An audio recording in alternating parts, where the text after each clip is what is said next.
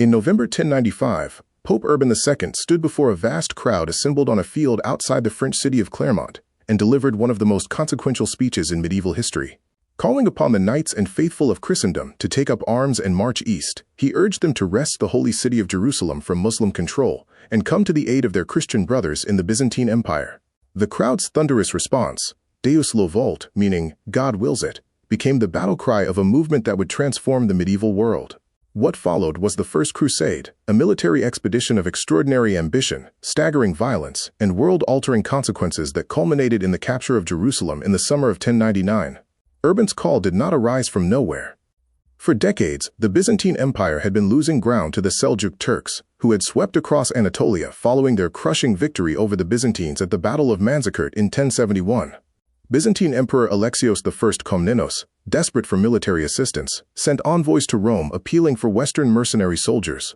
Urban saw in this request an opportunity far grander than a simple military alliance. He envisioned a holy war that would reunify the fractured Christian world, redirect the violent energies of the European nobility, and place Rome at the center of a triumphant religious enterprise. His appeal resonated with a force he may not have fully anticipated. Across France, the Rhineland, southern Italy, and beyond, tens of thousands of men, and many women, answered the call, sewing crosses onto their garments as a mark of their vow.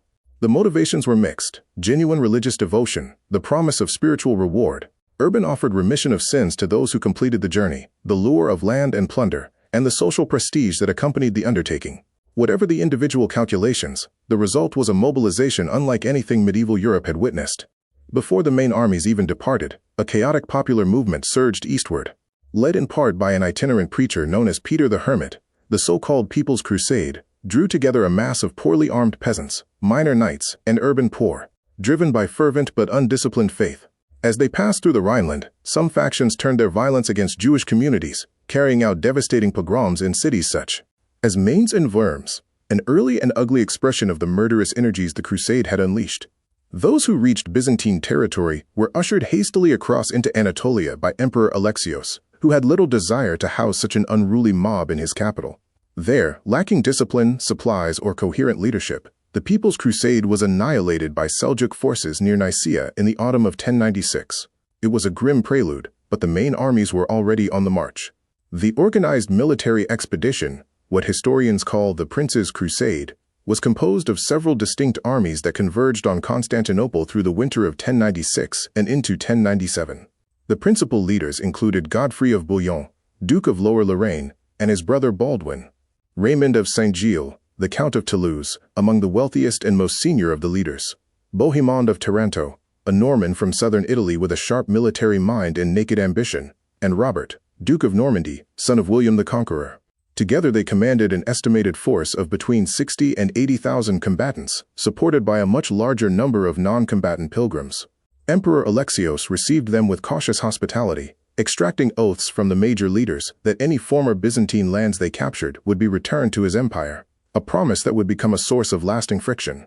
After crossing into Anatolia, the Crusaders besieged and captured Nicaea in June 1097, handing the city to Byzantine forces rather than sacking it themselves, much to the resentment of soldiers who had expected plunder.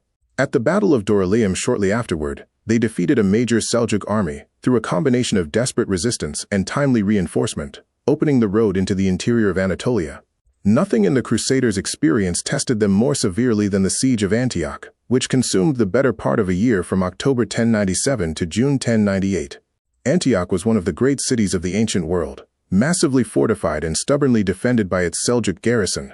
The Crusaders lacked the numbers to surround it completely, allowing supply convoys and reinforcements to slip through. Meanwhile, the besiegers themselves were ravaged by disease, famine, and desertion. The winter was harsh, provisions ran out repeatedly, and morale collapsed in waves. Thousands died not from battle wounds but from starvation and sickness. Some knights, including even Peter the Hermit, attempted to flee but were turned back. The city finally fell through treachery. An Armenian convert within the garrison named Firuz, who had made secret contact with Bohemond, opened a gate in the night of June 2–3, 1098, and the Crusaders poured inside, slaughtering the inhabitants with indiscriminate fury. The rejoicing was short-lived. Within days, a massive relief army under the Turkish commander Kerbocha arrived and placed the now exhausted Crusaders under siege inside the very city they had just taken. Starvation threatened once again. At this desperate moment, a priest named Peter Bartholomew claimed to have received a divine vision directing him to the burial place of the Holy Lance, the spear said to have pierced Christ's side at the crucifixion. After excavations in the Cathedral of St. Peter produced an object presented as the relic, the army spirits transformed. Whether the discovery was genuine, staged, or something in between has been debated ever since, but its psychological effect was undeniable.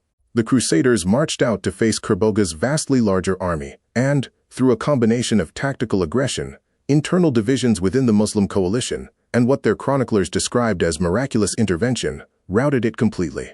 The road to Jerusalem lay open.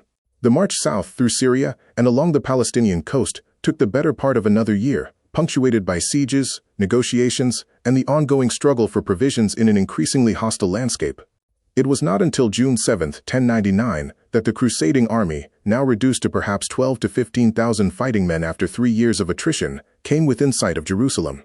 The city was held by the Fatimid governor Iftikhar ad-Dawla, who had expelled the city's Christian population before the Crusaders' arrival and reinforced its garrison.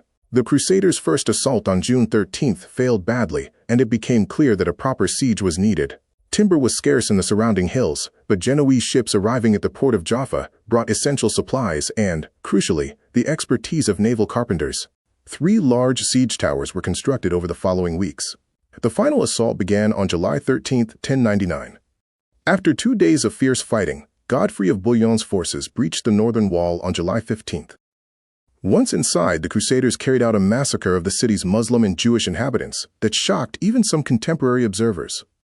The chroniclers' accounts of blood running ankle-deep in the streets are almost certainly exaggerated, but there is no question that the killing was systematic and on a large scale, driven by the rage of men who had suffered 3 years of hardship and by the dehumanizing logic of holy war. Jerusalem had been taken.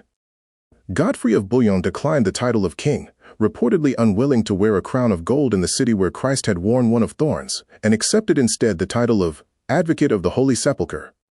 The Crusader victory was consolidated at the Battle of Ascalon in August 1099, where a Fatimid relief army was decisively defeated.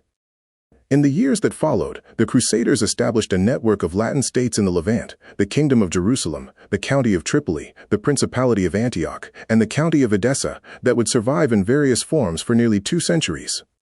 The First Crusade permanently altered the relationship between the Christian and Islamic worlds, set a template for religious warfare that would echo through the centuries, and left a legacy of conquest, coexistence, and resentment whose reverberations have never fully subsided. For the men who endured it, it was simply proof, as they cried at Clermont, that God had willed it.